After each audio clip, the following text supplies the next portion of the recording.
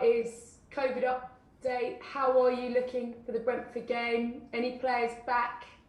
Any positions you're worse or better? And most importantly, are your players okay? The ones that got it.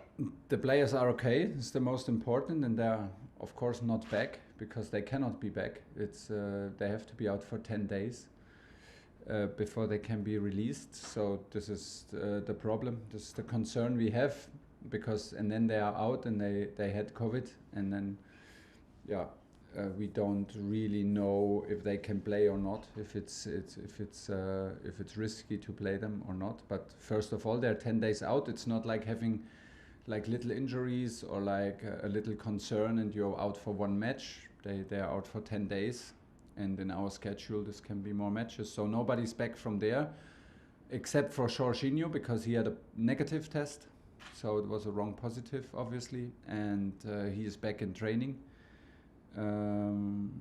Andreas Christensen is very doubtful for injury, and same for Trevor Chalobah. You were pretty upset before the Wolves game when you spoke to the cameras, and you reiterated your thoughts afterwards. Given that the Premier League have decided not to have a fire break, how are you feeling? What's your reaction to that news? Not big. I thought that this was coming. I was not concerned about the bigger picture. I mean, we have a schedule. We even play the World Cup, so I can understand that it's not easy to postpone games.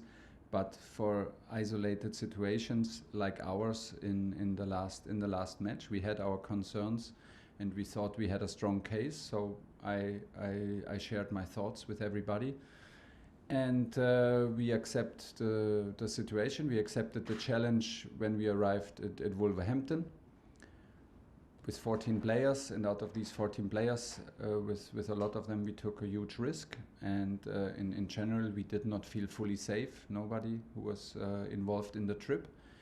But apart from that, we accepted the challenge, and we will accept the next challenges.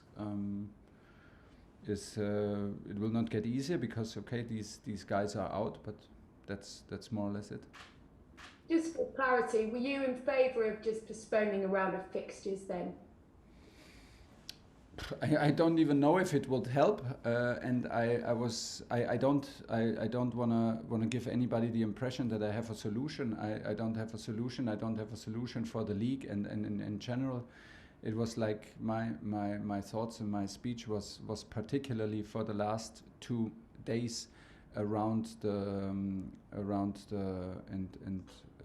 Wolverhampton game and coming to the Wolverhampton game. That was my concern. It's of course the same concern because, like I said, the guys are still out, and they are not too bad, and from there we go on. Just finally for me then, 3 games obviously in 8 days. How challenging is this period for you as a manager? You probably never really faced anything quite like it, have you, in your career? Not on Christmas, and not between Christmas and New Year, but this is actually quite exciting. I watched it when I was not involved. I watched it during Christmas and New Year, the Premier League. So now I'm in the middle of it. Actually, I like it, and it's nothing new to play 3 matches in a week. To play 3 matches in a week without 9 or 10 players, that is challenging the situation itself. We would love to be involved in all these competitions, and love to have the challenge with everybody. This is not the case. And so we struggle a little bit and need to find solution. That's why we're here. We wanted to give an insight into our thoughts, and when we arrived for the Wolverhampton game, we did this. But we made very clear also before the match that we will fight for the best result, and we will not make any excuses. It was just a situation, and this will maybe be the situation for many weeks, because it will not stop when the players come out. Maybe it will happen to other players, to other clubs. So to continue will maybe not change the situation. James Savundra, TalkSport. Thomas, could you give us some indication on what type of side you're looking to pick tomorrow? Because we understand a number of under-23 players and academy players have been training with the first team this week. This week sounds like it's a whole week that we can prepare. Let's say they train with us yesterday and today. That gives a better explanation about the situation. Yeah, we made them come for 2 training sessions because it's necessary. When we made them come, we detected that Luis Baker is positive for COVID, so another player out. So we take also the risk to bring players in from the academy who have it, and you take another risk. But how shall I put it? Maybe it's the best to put it in an example. What we did with N'Golo Kanté, 90 minutes, was close to be irresponsible. To let him play for 90 minutes against Wolverhampton. Will he be involved in the squad now against Brentford? No, simply no. Would it be possible if it was like the last game of the season? Yes, but it's not, we cannot do this, and I will not do it.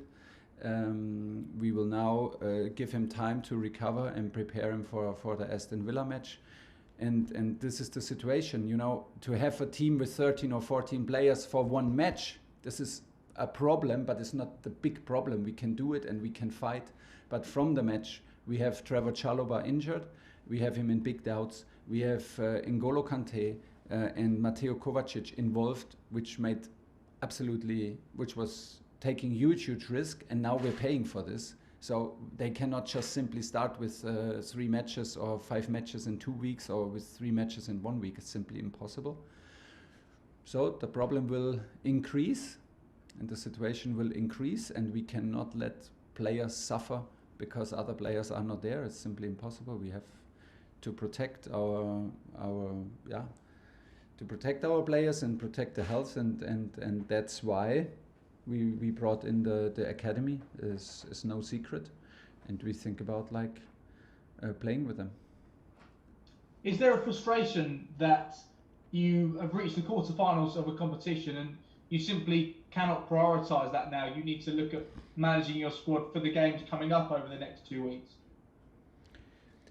Yes, because we are so competitive. That's why we work here, and we are competitive. That's why they are so competitive, the players. That's why they signed for Chelsea. That's what made them Chelsea players. So we are fighting for every competition, and I absolutely don't like judging the importance of games, because you can never tell what it does to you.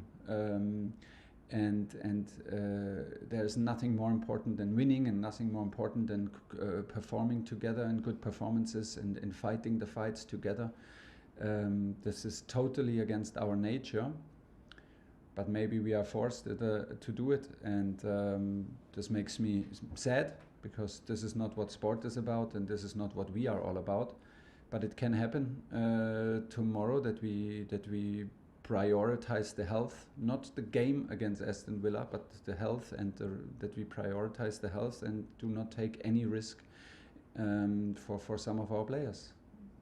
Just finally from me, Thomas, is there disappointment that the Premier League clubs have decided to continue with the season ahead of the meeting with the managers and the captains, which has been moved back? No, I would not say a disappointment, because it would be, I think it would be too easy. I don't have a solution for the whole league. I don't have a solution for the schedule with UEFA, with FIFA, with World Cup, with whatever is coming, with Nations League after the season. I don't know, maybe it would have just delayed the problem. And I think nobody could be sure that if we delay it now, or if we make a pause now for 10 days, that we don't have the same problem in 3 weeks again. I think there are some clubs who suffer a lot. We suffer very much in the moment. That's why it would have maybe been better for us to have a short break and to bring a squad together. Maybe then we would have played against another team who suffers in the very next moment.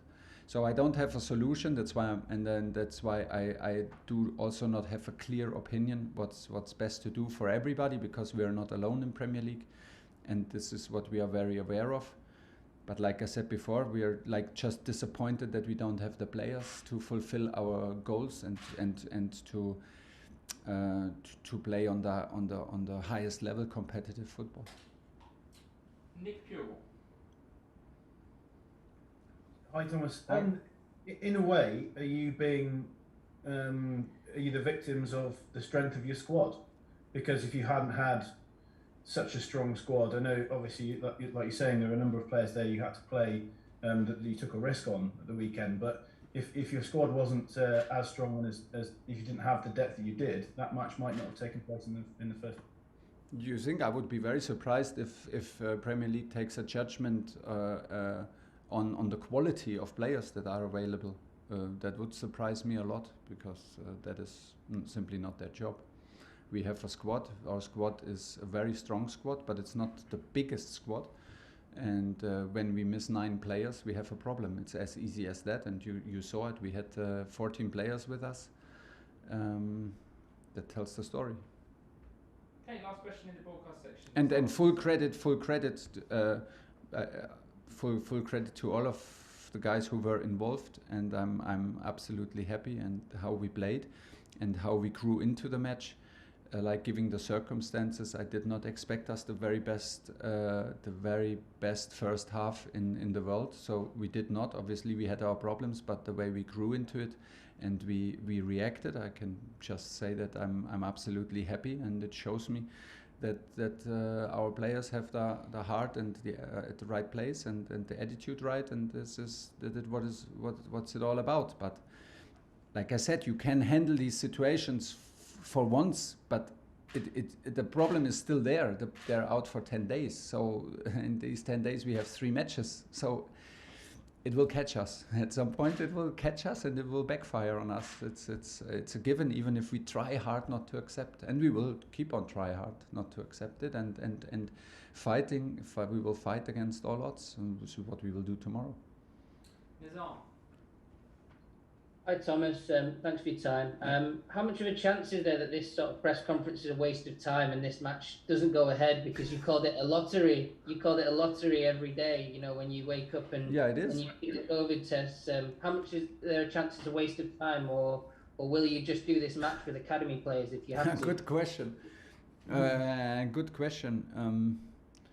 You know, when I called it a lottery, it's like this. I mean, we do right now every day, we do flow tests, we do PCR tests, and every day it can happen that the door, and then you're only allowed to be in the building.